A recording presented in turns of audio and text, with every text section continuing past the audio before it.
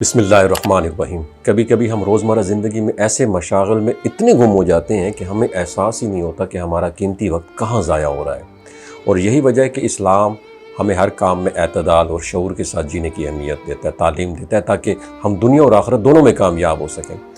ایک روایت میں آتا ہے کہ ام المومنین حضرت اما عائشہ صدیقہ رضی اللہ تعالی عنہا بیان کرتی ہیں کہ رسول اللہ صلی اللہ علیہ وآلہ وسلم نے ایک شخص کو دیکھا جو ایک پرندے یعنی کبوتر کے پیچھے لگا ہوا تھا اور اسے اڑانے میں مصروف تھا۔ اس موقع پر آپ صلی اللہ علیہ وآلہ وسلم نے فرمایا کہ ایک شیطان دوسرے شیطان کے پیچھے لگا ہوا ہے۔ اس بات کو سمجھنے کے لیے یہ جاننا بہت ضروری ہے کہ یہاں کبوتر کی حقیقت میں شیطان قرار کبوتر کو نہیں دیا گیا، بلکہ یہ ایک انداز بیان تھا جس کے ذریعے ایک گہری بات سمجھائی گئی ہے۔ اصل مفہوم یہ تھا، وہ شخص ایک بے مقصد اور فضول مشغلے میں اس حد تک کھو چکا تھا کہ اسے اپنی اصل رسپانسبلٹیز کا احساس ہی نہیں رہا تھا۔ اسلام میں ہر وہ چیز جو انسان کو اللہ کی یاد اور اللہ کی عبادت سے غافل کر دے اسے منفی انداز میں بیان کیا جاتا ہے، اور بعض اوقات اس لیے اسے شیطان سے تعبیر بھی کیا جاتا ہے۔ یعنی یہاں اصل نشانہ کبوتر نہیں، انسان کا رویہ ہے۔ اور اس واقعے کا پس منظر بھی بہت اہم بیان کیا جاتا ہے کہ نماز کا وقت قریب تھا یا پھر نکل رہا تھا، اس کے باوجود وہ شخص کبوتر اڑانے میں بزی تھا۔ اس سے واضح کیا ہوتا ہے کہ جب کوئی مشغلہ انسان کو اس کی بنیادی عبادات اور ذمہ داریوں اور رسپانسبلٹی سے دور کر دے تو وہ چیز اس کے لیے نقصان دہ بن جاتی ہے، چاہے وہ بظاہر کتنی ہی معصوم کیوں نہ ہو۔ یہ سمجھنا ضروری ہے کہ کبوتر بذات خود ایک نہایت نرم مزاج، معصوم اور بے ضرر پرندہ ہے۔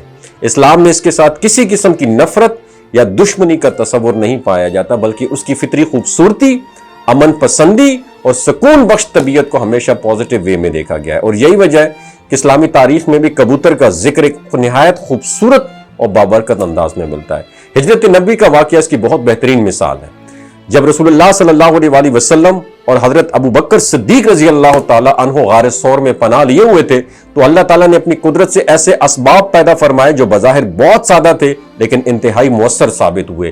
غار کے دہانے پر ایک مکڑی نے جالا بن دیا اور ایک کبوتر نے وہاں گھونسلہ بنا لیا۔ جب دشمن وہاں پہنچے تو انہوں نے یہ منظر دیکھا کہ یہاں گمان کیا کہ یہاں تو کوئی داخل ہی نہیں ہوا ہوگا، کیونکہ اگر کوئی اندر گیا ہوتا تو جالا اور گھونسلہ یہ تو باقی نہ رہتا۔ اس طرح اللہ تعالیٰ نے اپنی نبی کی حفاظت فرمائی۔ اس واقعے نے کبوتر کو اسلامی روایات میں ایک خوبصورت سائن، ایک علامت کے طور پر پیش کیا۔ لیکن تمام گفتگو سے یہ بات واضح ہوتی ہے کہ نبی کریم صلی اللہ علیہ وآلہ وسلم کا مقصد ہرگز یہ نہیں تھا کہ کبوتر کو برا کہا جائے یا اس سے نفرت کی جائے، بلکہ اصل پیغام آپ کے لیے، ہمارے لیے انسان کی اصلاح تھا۔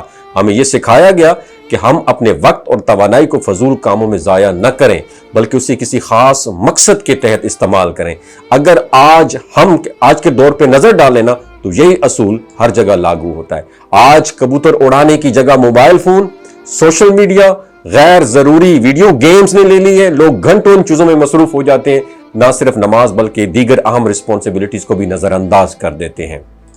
اس تناظر میں دیکھا جائے تو وہی پیغام آج بھی اتنا ہی اہم ہے جتنا اس وقت تھا، کیونکہ اسلام ہمیں یہ نہیں کہتا کہ ہم انٹرٹینمنٹ، تفریح نہ کریں، کسی مشغلے سے لطف اندوز نہ ہو، بلکہ دین ہمیں بیلنس سکھاتا ہے۔ کبوتر پالنا، ان سے محبت کرنا، انہیں دیکھ کر خوش ہونا بالکل جائز ہے۔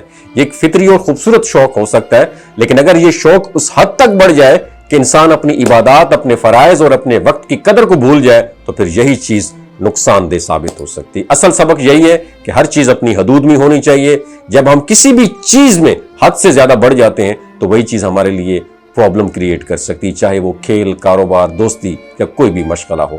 ہمیں یہ ضرور دیکھنا چاہیے کہ یہ چیز کہیں ہمیں اللہ سے دور تو نہیں کر رہی۔ نبی کریم صلی اللہ علیہ وآلہ وسلم کا انداز بیان ہمیشہ حکمت سے بھرپور ہوتا تھا۔ آپ مختلف جملوں میں بھی ایسی باتیں سمجھا دیتے تھے کہ جو انسان کو سوچنے پر مجبور کر دیتی تھی۔ وَمَا عَلَيْنَا إِلَّا الْبَلَاغُ الْمُبِينُ۔